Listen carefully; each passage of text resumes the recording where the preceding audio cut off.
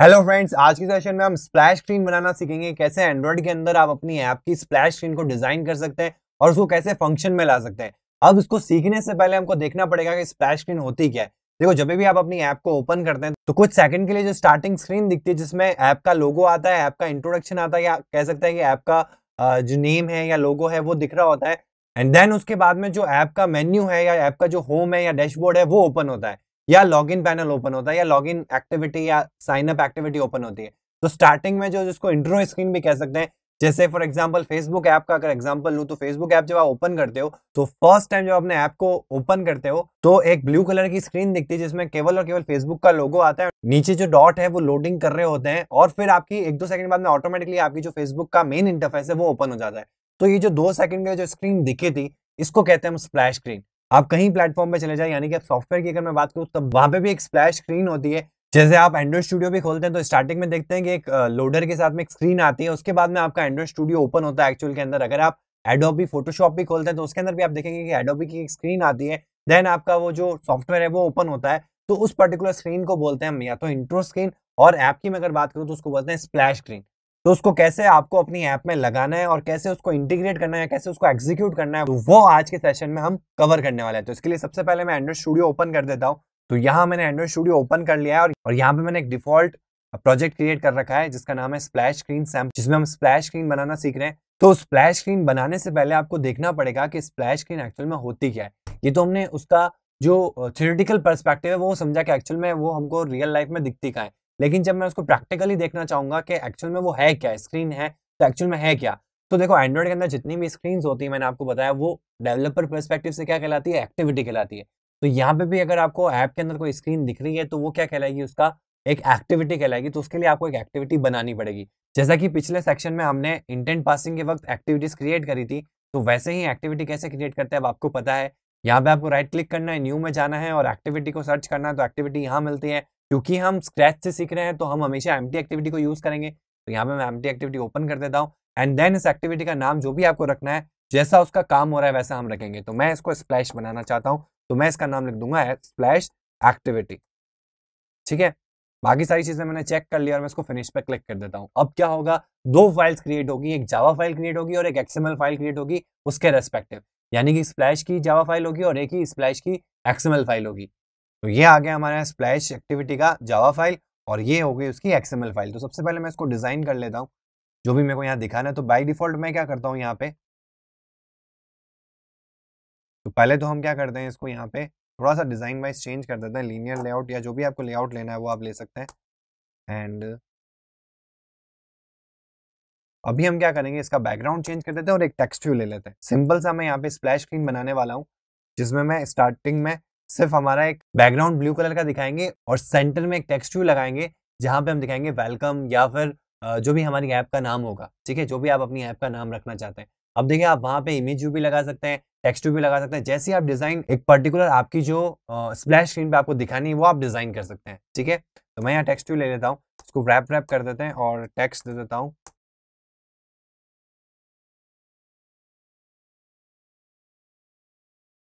इसकी मैं font size थोड़ी बड़ी कर देता हूँ।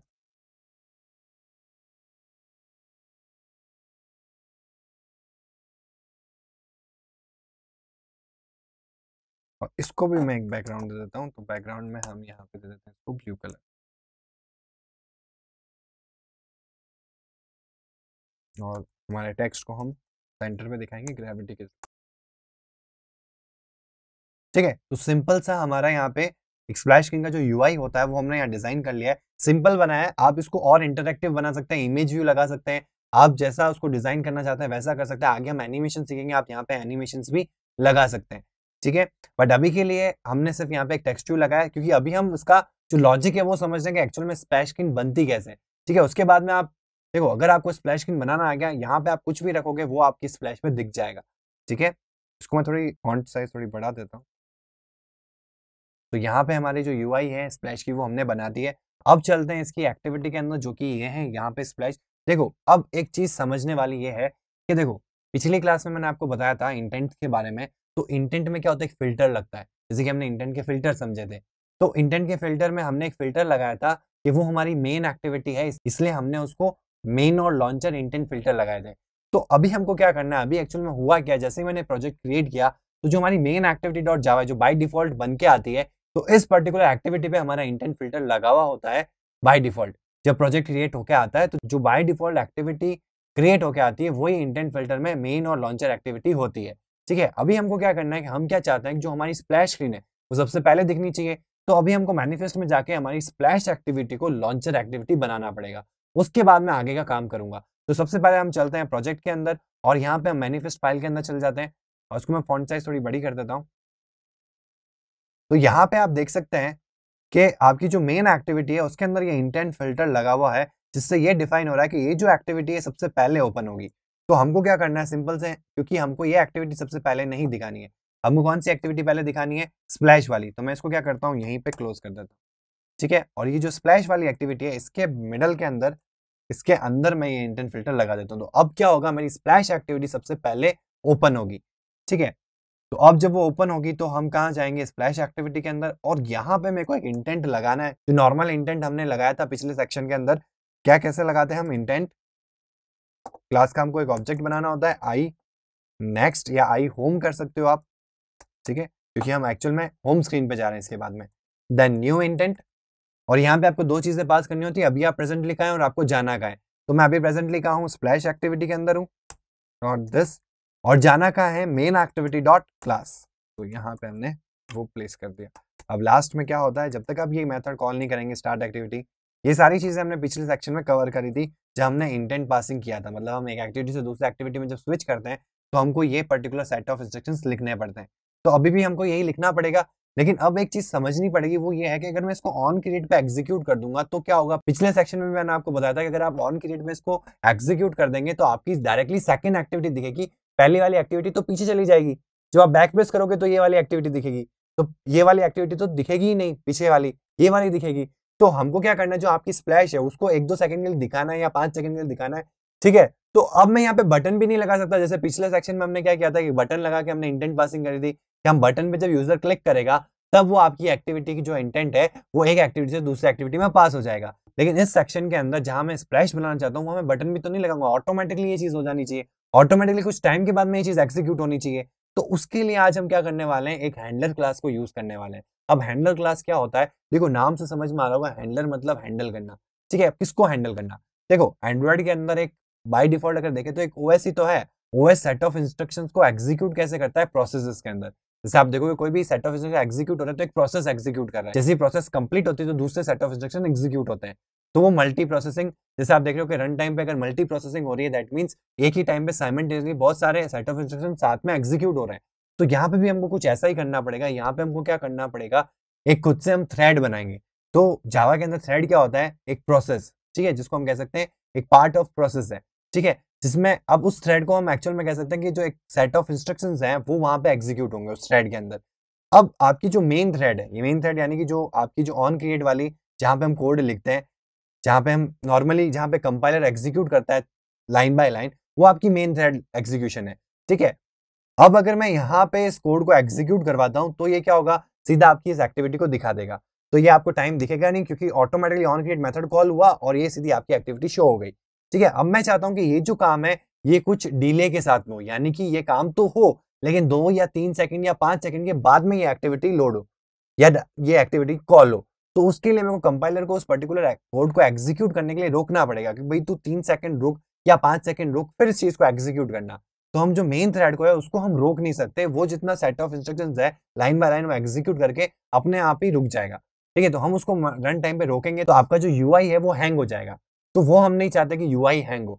तो उसके लिए हम क्या करेंगे, हम पैरेलल थ्रेड चलाएंगे, यानी कि असिंक्रोनस प्रोग्रामिंग करेंगे। अब असिंक्रोनस क्या होता है, देखो दो तरह की प्रोग्रामिंग होती है, दो तरह की थ्रेडिंग होती है, दो तरह के प्रोसेसेस होते हैं। एक होता है आपका सिंक्रोनस और एक होता है असिंक्रोनस। सिंक्रोनस क्या होता है, एक बाय एक लाइन एग्जीक्यूट करना है, एक बाय एक प्रोसेस को एग्जीक्यूट करना। और असिंक्रोनस क्या हो गया, या पैरेलल थ्रेड्स क्या हो गया कि एक पर्टिकुलर टाइम पे बहुत सारे मल्टीपल थ्रेड्स या मल्टीपल प्रोसेसेस एग्जीक्यूट हो रहे हैं, तो हम उस चीज को कहते हैं असिंक्रोनस या फिर पैरेलल थ्रेडिंग। ठीक है, तो ये यहाँ पे हमको करनी पड़ेगी। क्यों करनी पड़ेगी, क्योंकि देखो कंपाइलर अपना काम करके आ जाएगा लेकिन बैकग्राउंड में एक प्रोसेस चलती रहेगी, जहां पे जैसे हमने डिले दिया 5 सेकंड का, तो वहां पे एक प्रोसेस चल रही 5 4 3 2 1। जैसे ही डिले खत्म हुआ हमने एक सेट ऑफ इंस्ट्रक्शन दे रखे हैं वो एग्जीक्यूट कर देगा। समझ में आई? तो वहां पे भी एक प्रोसेस है। अब उन पर्टिकुलर प्रोसेस के अंदर जो भी सेट ऑफ इंस्ट्रक्शंस आते हैं उनको भी एग्जीक्यूट करना है। तो उनको एग्जीक्यूट कौन करेगा? एक हैंडलर, जो उनको हैंडल करेगा। यानी कि एक्चुअल में हमारी जो थ्रेड है, जो हम पैरेलली एग्जीक्यूट करवाना चाहते हैं, उस थ्रेड को कौन एग्जीक्यूट करवाएगा? हैंडलर एग्जीक्यूट करवाएगा। तो यहाँ पे हम उसी को इंट्रोड्यूस करने वाले हैं। तो आपको क्या करना है? एक हैंडलर क्लास का ऑब्जेक्ट बनाना है। तो न्यू हैंडलर, जो आपको बाय डिफॉल्ट दिख रहा है, ये android.os, इसको आपको यूज कर लेना है। ठीक है, एंटर करने के बाद में यहाँ पे आपको एक मेथड मिलता है पोस्ट डिलेट। देख पा रहे हैं आप यहाँ पे? देखो, पोस्ट डिलेट के दो पैरामीटर्स हैं। अब पहला पैरामीटर क्या है? रनेबल, और दूसरा पैरामीटर है लॉन्ग डिले। यानी पहला रनेबल जो है वो रनेबल क्लास का ऑब्जेक्ट है। अब जैसे कि मैंने आपको थोड़ी देर पहले बताया, थ्रेड यहाँ पे एग्जीक्यूट करानी, यानी सेट ऑफ इंस्ट्रक्शन एग्जीक्यूट कराने, तो जावा में होता है थ्रेड। अब थ्रेड को जब भी आपको एग्जीक्यूट करवाना है तो वो रन मेथड से एग्जीक्यूट होता है, और रन मेथड आपको कहाँ मिलती है? रनेबल क्लास के अंदर मिलती है, जावा के अंदर। ठीक है, इसलिए हमको यहाँ पे रनेबल क्लास का ऑब्जेक्ट पास करना पड़ेगा, क्योंकि उसी के अंदर हमको रन ऑब्जेक्ट मिलेगा। उसके अंदर हमने सेट ऑफ इंस्ट्रक्शन हम वहां मेंशन करेंगे या हम वहां लिखेंगे, तो रन टाइम में एग्जीक्यूट करेगा पैरेलली। ठीक है, तो यहाँ पे मैं पोस्ट डिलेट मेथड को यूज करता हूँ, और सबसे पहला मेरे को क्या करना है? रनेबल क्लास का ऑब्जेक्ट बनाना है। तो मैं यहाँ पे रनेबल क्लास का ऑब्जेक्ट बनाता हूँ। कैसे? न्यू करके, न्यू रनेबल। जैसे आप इसको एंटर करेंगे तो इसका जो एब्स्ट्रैक्ट मेथड है, यानी कि रन मेथड है, वो ऑटोमेटिकली यहाँ पे ओवरराइड हो जाएगा। अगर नहीं होता तो आपको मैनुअली करना पड़ेगा, क्योंकि वो एब्स्ट्रैक्ट मेथड है। तो जैसे ही मैं इसको यूज करता हूँ तो देख सकते हैं आपका ऑटोमेटिकली आ गया। अगर ये नहीं आता, इन केस कोई भी केस ऐसा हो जाता है कि नहीं आता, तो यहाँ पे आप देखेंगे रेड लाइन आई हुई है। ठीक है, आपको क्या करना है? इस पे जाना है और ऑल्ट प्लस एंटर क्लिक कर देना है। ठीक है, इंप्लीमेंट मेथड्स पे क्लिक करना है। तो ये पूछेगा कि इस मेथड की आप बात कर रहे हैं, तो आपको ओके कर देना है और ये मेथड ओवरराइड हो जाएगा। ठीक है, वैसे तो बाय डिफॉल्ट ये आपको मिल जाएगा, लेकिन इन केस अगर ना मिले तो आपको उस पर्टिकुलर रेड लाइन पे जाना है, ऑल्ट प्लस एंटर करना है और उस मेथड को इंप्लीमेंट कर लेना है। ठीक है, अब रेड लाइन क्यों आ रही है? क्योंकि हमने एक पैरामीटर तो दे दिया, अभी भी दूसरा पैरामीटर देना है। कौन सा? टाइम का। तो जो हमने दूसरा पैरामीटर देखा था, कौन सा? Delay in मिलीज। तो देखो, कंप्यूटर के अंदर या कोई भी ओएस के अंदर हमेशा जो प्रोसेस होती है वो बहुत फास्ट होती है, तो वो सेकंड्स में नहीं वर्क करती, वो मिली सेकंड्स में वर्क करती है। तो हमेशा आपको जब भी टाइम देने की जरूरत पड़ेगी तो आपको हमेशा मिली सेकंड्स देने। ठीक है, तो मैं यहाँ पे मिली सेकंड क्या दे देता हूँ? जैसे मेरे को 4 सेकंड डिले देना है, तो मैं यहाँ दूंगा 4000। ठीक है, इसीलिए लॉन्ग में दिया जाती है वैल्यू, क्योंकि इंटीजर की एक लिमिट होती है, उससे ज्यादा आप इंटीजर में वैल्यू स्टोर नहीं करवा सकते। तो लॉन्ग क्या करता है? इंटीजर से भी बड़ी वैल्यू को स्टोर करने के लिए लॉन्ग जो डेटा टाइप है वो यूज आता है। तो इसीलिए यहाँ पे, क्योंकि यहाँ पे बहुत बड़ी वैल्यू हो सकती है, तो आप बहुत बड़ा टाइम भी एक दे सकते हैं, और बड़ा टाइम देने के लिए आपको बहुत बड़ी वैल्यू चाहिएगी। तो इसीलिए लॉन्ग में हमेशा आपका जो भी टाइम है वो हमेशा लॉन्ग में स्टोर होता है। ठीक है, तो अब ये जो आपको मेथड मिल रहा है पब्लिक वॉइड रन, इसके अंदर एक्चुअल में आपको वो काम करना है जो आपको पर्टिकुलर एक डिले के बाद कराना है। फॉर एग्जांपल, यहाँ हम इंटेंट पास करवाना चाहते हैं, तो ये जो सेट ऑफ इंस्ट्रक्शंस हैं, ये मैं कब एग्जीक्यूट करवाऊंगा? इस पर्टिकुलर रन मेथड के अंदर। तो अब होगा क्या? कंपाइलर यहाँ आएगा, जो भी इसका ऑन क्रिएट के अंदर जो मेन थ्रेड में काम है वो करता रहेगा, और हैंडलर को भी तो इनिशियलाइज कौन करेगा? यही करेगा। बट यहाँ पे क्या होगा? यहाँ पे पैरेलल थ्रेडिंग स्टार्ट हो जाएगी। यहाँ पे एक हैंडलर अपना काम कर रहा होगा बैकग्राउंड के अंदर, और यहाँ पे आपका मेन थ्रेड में कंपाइलर चल रहा होगा। ठीक है, अब यहाँ पे तो केवल हमने यही सेट ऑफ इंस्ट्रक्शन लिखे हैं। अब रन टाइम में जब आप बड़े प्रोजेक्ट पे वर्क करेंगे तो यहाँ पे बहुत सारे मल्टीपल सेट ऑफ इंस्ट्रक्शन हो सकते हैं। तो आपका कंपाइलर क्या करेगा? सेट ऑफ इंस्ट्रक्शन एग्जीक्यूट कर रहा होगा, और ये जैसे इसको इनिशियलाइज करेगा तो ये भी पैरेलली इसको डिले को जो है वो एग्जीक्यूशन में लगा रखा होगा। ठीक है, तो अब जैसे 5 4 3 2 जैसे ही कंप्लीट होगा, मतलब यहाँ पे सेट ऑफ इंस्ट्रक्शन एग्जीक्यूट हो रहे हैं, साथ ही ये वाला जो हैंडलर है ये भी एक काम एग्जीक्यूट कर रहा है, यानी कि डिले को मैनेज कर रहा है, कि जैसे डिले कंप्लीट होता है तो इस पर्टिकुलर रन मेथड को एग्जीक्यूट कर देगा। अब जब ये रन मेथड की जो इंस्ट्रक्शंस है उनको जब एग्जीक्यूट करेगा, तब ये देखेगा नहीं कि मेन थ्रेड क्या एग्जीक्यूट कर रहा है, ये पैरेलली उस चीज को एग्जीक्यूट कर देगा। मतलब ऐसा भी हो सकता है कि कुछ काम मेन थ्रेड एग्जीक्यूट कर रहा है और साथ में साइमल्टेनियसली कुछ एक और काम एग्जीक्यूट हो गया। तो इसीलिए इस चीज को कहते हैं हम पैरेलल थ्रेडिंग। ठीक है, पैरेलल का मतलब क्या हो गया? असिंक्रोनस, मतलब एक साथ दो चीजें या दो से ज्यादा चीजें एग्जीक्यूशन में आ रही है। ठीक है, तो इस चीज को हम बोलते हैं पैरेलल थ्रेडिंग, या असिंक्रोनस थ्रेडिंग, या असिंक्रोनस प्रोसेस, या असिंक्रोनस वे। ठीक है, अब यहाँ पे मैं आपको बताना चाहता हूँ कि अगर जैसे यहाँ पे तो मैंने इंटेंट का कोड लिखा है, ठीक है, क्योंकि मेरे को इंटेंट पास करवाना है। अगर आपको कोई भी काम डिले के साथ में कराना है, तब भी आप इस चीज को यूज कर सकते हैं। जैसे आपने कोई चीज बनाई, जैसे हमने टिक टैक टो ऐप बनाई, उसमें आपने देखा होगा कि जैसे ही कोई मैच जीतता है तो ऑटोमेटिकली एकदम से क्लियर हो जाता है और हमको पता नहीं चलता कि लास्ट में कौन जीता। ठीक है, तो उस चीज को हैंडल करने के लिए हम क्या कर सकते हैं? डिले लगा सकते हैं 2 सेकंड का या 1 सेकंड का, कि भाई इसके बाद में आपका रीस्टार्ट गेम जो हमने मेथड बनाया था वो कॉल हो, मतलब कि सबके सब क्लियर हो जाए और एक नया गेम स्टार्ट हो जाए। या फिर हम स्टार्ट गेम जो है या न्यू गेम जो हमने मेथड बनाया था वो हम कॉल करें। ठीक है, अभी बाय डिफॉल्ट क्या हो रहा है कि जैसे ही हमारा गेम खत्म होता है, यानी कि जैसे कोई जीतता है या फिर ड्रॉ होता है, तो हमारा न्यू गेम या रिस्टार्ट गेम जो है वो कॉल हो जाता है मेथड। लेकिन अब क्या होगा, 2 सेकंड का एक पॉज आएगा, फिर वो कॉल होगा। तो एक्चुअल में जो यूजर प्ले कर रहा है उसको पता लगेगा हाँ भाई यहाँ पे ये यूजर जीत गया है, अब एकदम से खाली हो जाएगा और आपका नया गेम स्टार्ट हो जाएगा। तो यहाँ पे भी आप ये चीज यूज कर सकते हो, और भी मल्टीपल जगह आप इसको यूज कर सकते हो, जहां पे भी आपको लगे कि कोई भी काम आपको एक पर्टिकुलर डिले के बाद में या पर्टिकुलर कुछ टाइम के बाद में आपको एग्जीक्यूशन में लाना है, तब आप इस चीज को यूज कर सकते हैं। ठीक है, तो अभी के लिए मैंने इंटेंट करा है। अब यहाँ पे भी आप देखेंगे कि ये वाली जो लाइन है, ये मैं यहाँ पे भी ना लिखूं तो भी चलेगा, ये मैं ऊपर मेंशन कर सकता हूँ। ठीक है, बट क्यों कर सकता हूँ? क्योंकि यहाँ देख सकते हैं कि स्टार्ट एक्टिविटी ही आपका एक्चुअल मेथड होता है जो एक्चुअल में आपकी इंटेंट पासिंग करेगा। ठीक है, तो अगर इंटेंट मैंने ऊपर भी डिफाइन किया तो इंटेंट डिफाइन करने से कुछ नहीं होता, जैसे कि मैंने पिछले सेक्शन में बताया, जब आपका एक्चुअल में स्टार्ट एक्टिविटी मेथड जो है वो कॉल होता है तब एक्चुअल में इंटेंट पास होता है। तो आप ये जो काम है जो एक्चुअल में वर्क करवाना है वो मैंने यहाँ लिख दिया, इंटेंट मैंने पहले ही डिफाइन कर दिया, कोई इश्यूज नहीं है। ठीक है, तो उसको चला के प्रैक्टिकली इंप्लीमेंट करके देखते हैं कि जो हमने कोड लिखा है स्प्लैश के लिए क्या वो फंक्शन कर रहा है या उसमें कोई एरर है। देखो जैसे ही ऐप रन हो आप यहाँ पे फोकस रखना, क्योंकि वो 4 सेकंड के लिए दिखेगा। यहाँ पे आप देख सकते हैं कि आपके 4 सेकंड के लिए WS क्यूबटेक दिखेगा, और अब जैसे ही 4 सेकंड कंप्लीट हो गए हमारी ऐप ओपन हो गई। ठीक है, तो हमारा जो हेलो वर्ल्ड वाला जो स्क्रीन थी वो थी मेन एक्टिविटी के अंदर। इसमें अब XML में देख सकते हैं कि ये हेलो वर्ल्ड वाली हमारी एक्टिविटी है। ठीक है, और इसके आगे वाली कौन सी एक्टिविटी है? स्प्लैश वाली, जिसमें हमने ये लगाया। तो हमने ना तो यहाँ पे कोई बटन लगाया है, ना यहाँ पे हमने ऑन क्रिएट में कोड लिखा है। हमने क्या किया है, एक हैंडलर के अंदर रन मेथड के अंदर इसको कोड को लिखा है। तो क्या हो रहा है, 4 सेकंड के डिले के बाद में ऑटोमेटिकली हमारी जो मेन एक्टिविटी या होम एक्टिविटी है, जो हेलो वर्ल्ड वाली एक्टिविटी, वो ओपन हो गई। तो यहाँ पे मैं एक बार आपको वापस से एग्जीक्यूट करके दिखाता हूँ। तो यहाँ पे हमारा ऐप लॉन्च होने वाला है। तो यहाँ पे हमारा ऐप लॉन्च हो चुका है। तो आप देख सकते हैं कि 4 सेकंड के लिए स्क्रीन रहेगी और फिर हेलो वर्ल्ड वाली स्क्रीन आ जाएगी। ठीक है, तो ये होता है आपका बाय डिफॉल्ट स्प्लैश स्क्रीन। तो स्प्लैश स्क्रीन कैसे एग्जीक्यूट करना है अब आपको समझ में आ गया। अब इसमें एक छोटी सी प्रॉब्लम है, वो अपन देखते हैं। देखो जैसे ही मैं बैक प्रेस कर रहा हूँ तो बैक प्रेस पे हमारी स्प्लैश स्क्रीन अभी भी दिख रही है, क्योंकि मैंने आपको प्रीवियस क्लास में बताया था कि बैक स्टैक में आपकी एक्टिविटीज मैनेज रहती है। तो जैसे जैसे आप बैक करते रहेंगे आपकी प्रीवियस एक्टिविटी में आप आते रहेंगे। बट स्प्लैश एक्टिविटी एक ऐसी एक्टिविटी है जो फर्स्ट टाइम ही दिखती है। अब उसके बाद में वो कभी नहीं दिखेगी, कितना भी मैं बैक कर लूँ तो मेरी जो इसके बाद में एक्टिविटी ओपन होगी, यानी कि होम या डैशबोर्ड एक्टिविटी, वो मेरी मेन हो जाएगी। तो उसके बैक प्रेस पे आपका ऐप जो है वो क्लोज होगा। तो ये एक्टिविटी अब दिखनी नहीं चाहिए। तो हमको क्या करना है, छोटा सा कोड में चेंजेस करने हैं। हमको स्प्लैश एक्टिविटी में जाना है और यहाँ पे जहाँ हम स्टार्ट एक्टिविटी कर रहे हैं यहाँ पे हमको एक फिनिश का कोड लिखना है। देखो फिनिश का मतलब होता है कि स्टैक में से उस एक्टिविटी को पॉप कर देना, मतलब वो स्टैक में अब नहीं रहेगी फिनिश होने के बाद में। ठीक है, एक होता है फिनिश एफिनिटी। फिनिश एफिनिटी क्या करता है, पूरे स्टैक में जितनी भी एक्टिविटीज है उन सबको खाली कर देता है। ठीक है, लेकिन यहाँ पे हमको क्या करना है, यहाँ पे सिर्फ इस एक्टिविटी को मेरे को फिनिश करना है, मतलब इस एक्टिविटी को स्टैक में एंटर नहीं करना है। और अगर एंटर हो गई है, क्योंकि हमने यहाँ पे स्विच कर दिया इंटेंट को, तो जो प्रीवियस एक्टिविटी है उसको स्टैक से बाहर निकाल देना, ताकि जब मैं बैक प्रेस करूं तो मैं इस एक्टिविटी पे कभी वापस ना आ पाऊं। ठीक है, तो अब इसको चला के देखते हैं, और अब आपको देखने को मिलेगा कि हम जब बैक करेंगे तो हम इस स्क्रीन पे नहीं आएंगे।